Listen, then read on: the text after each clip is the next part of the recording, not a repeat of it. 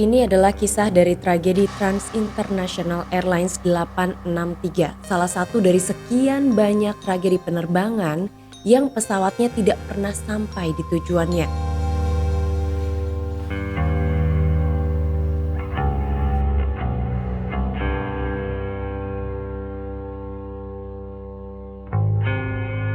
Assalamualaikum warahmatullahi wabarakatuh. Hai, halo Delvers. Ketemu lagi sama aku Tamara Delv. Nah, video kali ini akan membahas mengenai penerbangan Trans International Airlines 863. Mungkin kalian udah pernah dengar mengenai tragedi ini dan kita akan sama-sama tahu apa yang menyebabkan pesawatnya tidak pernah meninggalkan bandara keberangkatannya. Trans International Airlines adalah maskapai penerbangan Amerika yang menyediakan layanan charter untuk maskapai lain. Salah satu pesawat yang mereka gunakan atau mereka terbangkan adalah sebuah pesawat Douglas DC-8 yang merupakan jet dari generasi pertama. Lantas apa yang menyebabkan terjadinya tragedi pada penerbangan ini? Kita akan take off ke kronologi.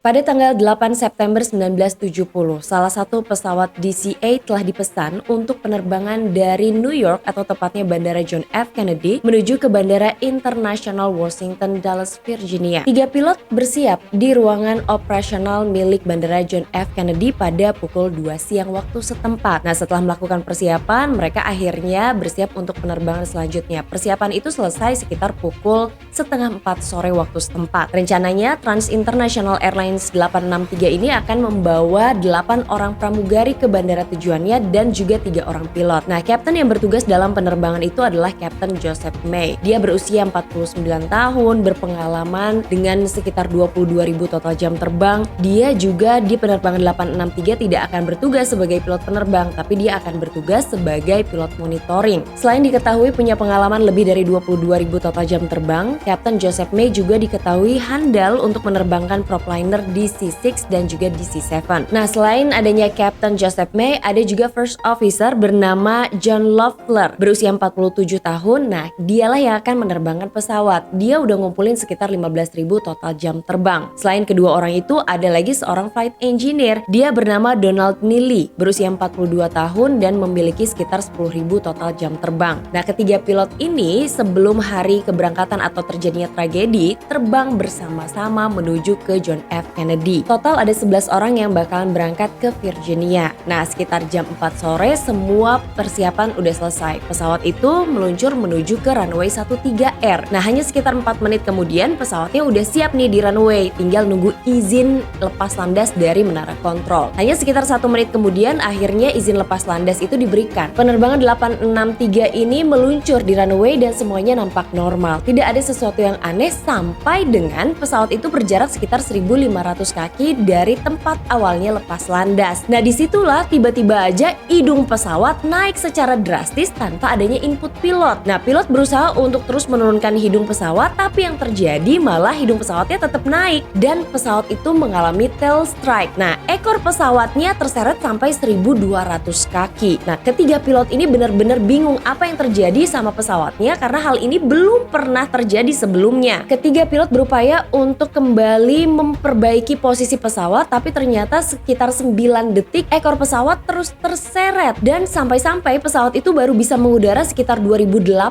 kaki setelah meninggalkan posisi awal ketika pesawat lepas landas. Nah, mulailah pesawat itu terangkat. Apakah pesawatnya sudah keluar dari masalah? Ternyata belum. Ketika pesawat itu mulai terangkat, justru ketiga pilot ini dibombardir dengan suara peringatan bertubi-tubi. Panik dan bingung apa yang sebenarnya terjadi dengan penerbangan itu. Salah satu bunyi peringatan yang terdeteksi pada penerbangan 863 adalah stick shaker, di mana hal itu menandakan pesawat mengalami stall. Jadi para pilot ini cuma memiliki waktu sedikit sekali untuk segera bereaksi dan memperbaiki sikap pesawatnya. Anehnya, pesawat itu stall padahal pesawat baru terangkat sekitar 300 kaki dari daratan. Nah, kayaknya pilot saat itu bingung banget sama apa yang terjadi dengan pesawatnya setelah sebelumnya mengalami tail strike, terus tiba-tiba aja pesawatnya terangkat tapi kemudian mengalami stall. Hidung pesawat itu terangkat sekitar 60-90 derajat dan pilot nggak tahu apa yang harus dilakukan sama mereka karena mengalami kesulitan untuk memperbaiki sikap pesawat dan di detik-detik berikutnya pilot juga kehilangan kendali pesawat. Pesawat itu tiba-tiba aja miring ke kanan, terus setelah miring ke kanan tiba-tiba lagi sayap kiri pesawat itu mulai turun dan hidung pesawat mulai turun. Nah, di posisi ini jelas para pilot udah gak bisa lagi menyelamatkan pesawatnya. Sehingga kemudian pesawat yang baru berada di ketinggian sekitar 300 kaki tiba-tiba saja menghantam daratan dengan sangat keras. Nah, pesawat itu menghantam daratan, terjadi ledakan yang sangat besar dan kebakaran besar terjadi. Para penumpang yang ada di dalam penerbangan itu awalnya selamat ketika pesawat jatuh menghantam daratan. Tapi ternyata akhirnya mereka tidak bisa selamat karena dampak dari tumbukan dan kebakaran atau ledakan yang terjadi. Sehingga kemudian diketahui 11 orang di dalam pesawat itu dinyatakan meninggal dunia. Hal ini justru mengagetkan semua pihak, terutama orang-orang yang berada di bandara. Karena pesawatnya baru saja lepas landas hanya dalam hitungan detik, tapi tiba-tiba mengalami kecelakaan. Api membumbung tinggi, pelayanan kedaruratan langsung menuju ke lokasi kecelakaan, dan setelah situasinya aman, tim investigasi langsung menuju ke lokasi kecelakaan.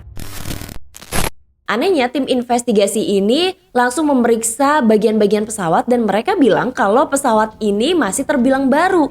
Usianya baru sekitar 2 tahun dan kondisinya jelas masih baik.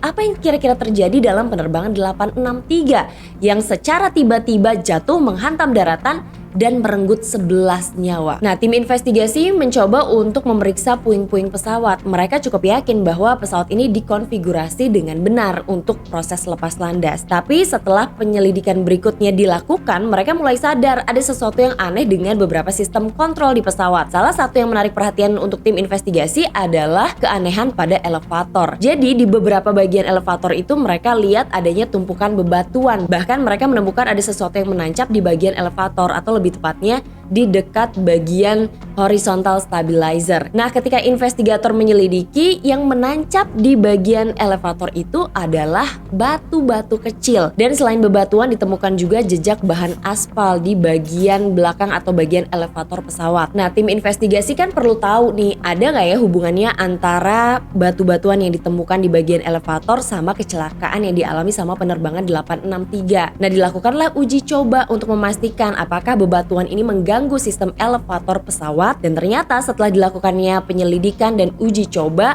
hasilnya penerbangan uji coba ini sama persis dengan apa yang dialami penerbangan 863. Jadi hidung pesawat itu macet ketika bebatuan yang ada di elevator ini justru membuat bagian elevator itu sendiri macet. Nah, sebelum melanjutkan penyelidikannya, tim investigasi ini penasaran banget dari mana sebenarnya asal dari bebatuan yang ada di penerbangan 863. Nah, sebelum melanjutkan penyelidikan dan ketika salah seorang investigator melakukan penyelidikan, bebatuan itu berasal dari taxiway dan juga apron yang sempat dilewati sama penerbangan 863. Nah, pihak bandara akhirnya angkat bicara. Mereka bilang kalau mereka ini emang lagi melapisi bagian-bagian di sekitar runway di bandara JFK. Nah, pihak bandara juga bilang kalau mereka udah membersihkan sisa-sisa bebatuan dan juga bahan-bahan aspal dari area runway, taxiway sampai ke apron. Tapi mereka nggak tahu gimana caranya bebatuan itu bisa ada di penerbangan 863. Selidik punya selidik, ternyata tim investigasi percaya kalau bebatuan dan juga sisa bahan aspal itu bisa masuk ke penerbangan 863 karena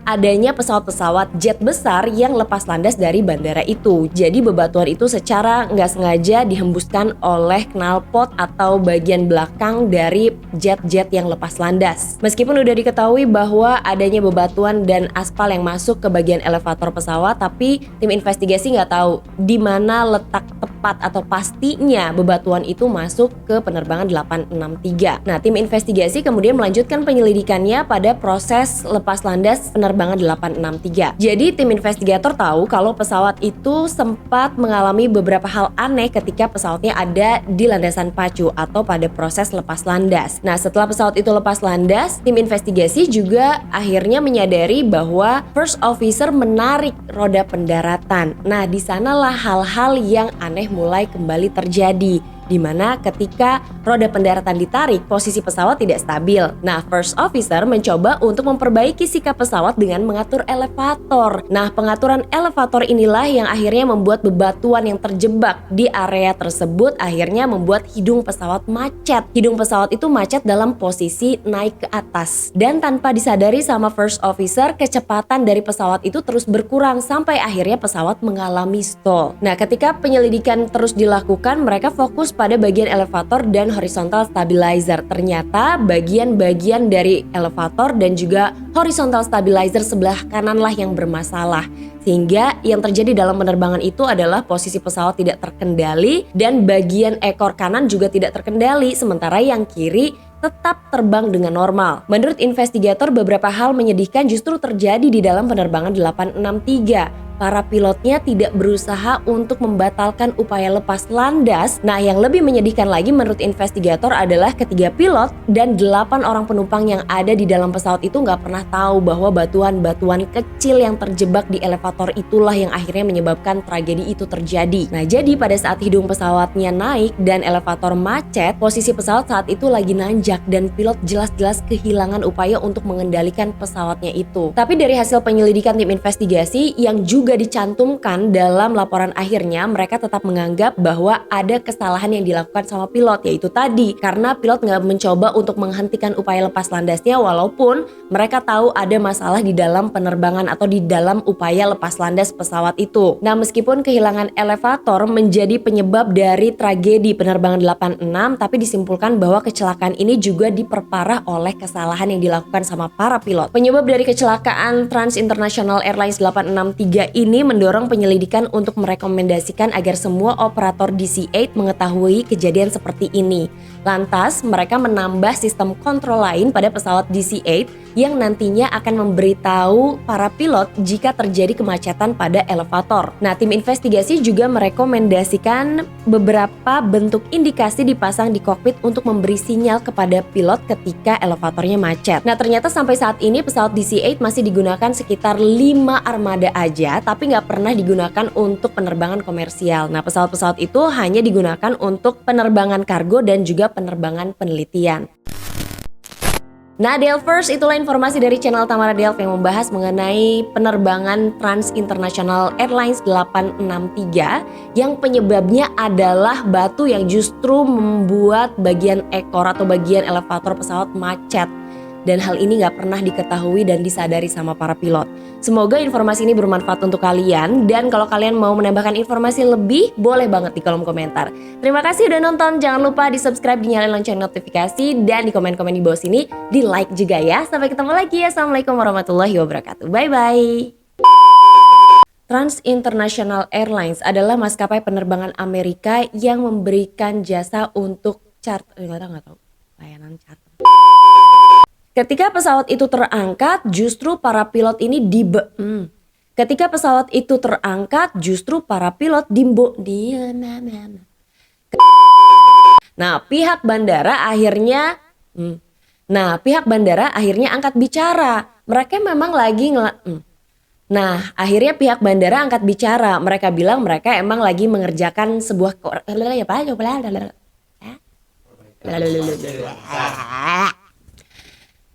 apa tadi depannya?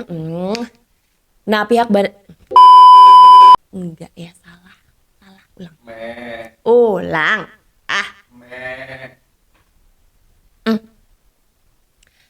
Apa? Aku nggak tahu harus diulang dari mana. Penerbangan nggak tahu ya, Arif, kamu cari sendiri aja cocoknya dari mana. Penerbangan penerbangan muncrat ngomong. Bagus efeknya tuh, ini kan efek airnya.